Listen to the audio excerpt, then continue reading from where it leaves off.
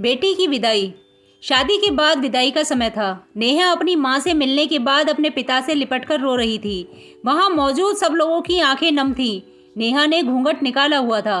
वह अपनी छोटी बहन के साथ सजाई गई गाड़ी के नज़दीक आ गई थी। दूल्हा अविनाश अपने खास मित्र विकास के साथ बातें कर रहा था। विकास, यार अविनाश, सबसे पहले घर पहुंचते ही होटल अमृतबाग चलकर बढ़िया खाना खाएंगे। यहाँ तेरी ससुराल में खाने का मजा नहीं आया।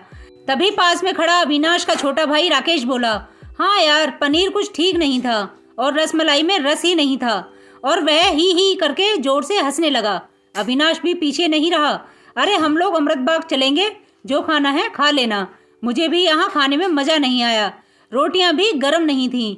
अपने पति के मुंह से ये शब्द सुनते ही नेहा, जो घूंघट में गाड़ी में बैठने ही जा रही थी, वापस मुड़ी। गाड़ी की फाटक को जोर से बंद किया। घूंघट हटाकर अपने पापा के पास पहुंची। अपने पापा का हाथ अपने हाथ में लिया।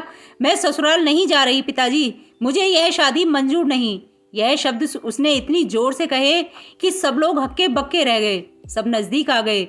नेहा के ससुराल वालों पर तो जैसे पहाड़ टूट पड़ा। मामला क्या था, यह किसी की समझ में नहीं आ रहा था। तभी नेहा के ससुर राधेश्याम जी ने आगे बढ़कर नेहा से पूछा, लेकिन बात क्या है बहू? शादी हो गई है, विदाई का समय है, अचानक क्या हुआ कि तुम शादी को नामंजूर कर रही हो?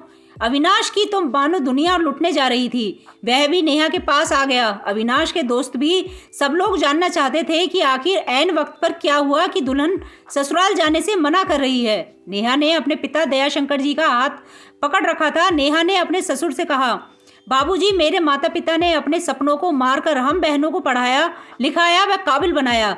आप जानते हैं एक बाप के लिए बेटी क्या मायने रखती है। आप व आपका बेटा नहीं जान सकते क्योंकि आपके कोई बेटी नहीं है।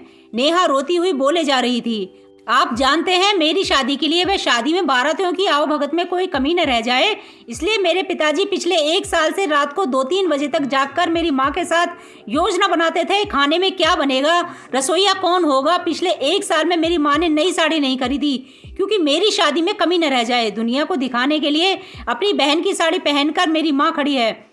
मेरे पिता की इस 150 रुपए की शर्ट के पीछे बनियान में 100 छेद हैं। मेरे माता पिता ने कितने सपनों को मारा होगा।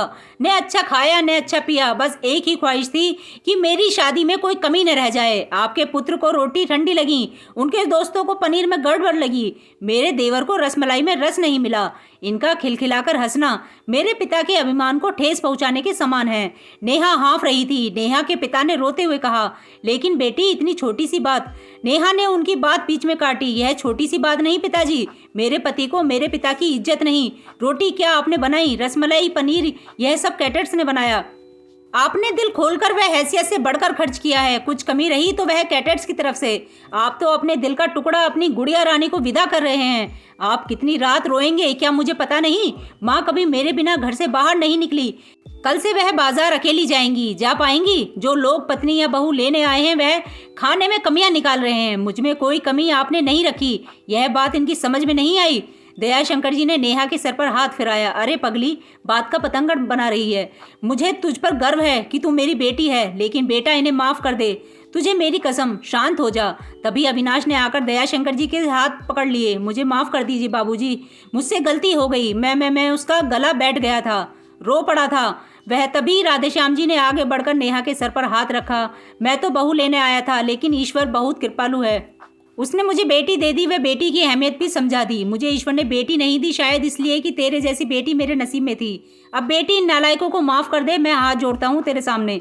मेरी बेटी नेहा मुझे लौटा दे। और दयाशंकर जी ने सचमुच हाथ जोड़ दिए थे। वह नेहा के सामने सर झुका दिया। नेहा ने अपने ससुर के हाथ पकड़ लिए। बाबूजी, राधेश्याम जी ने कहा। बाबूजी नहीं, पिताजी।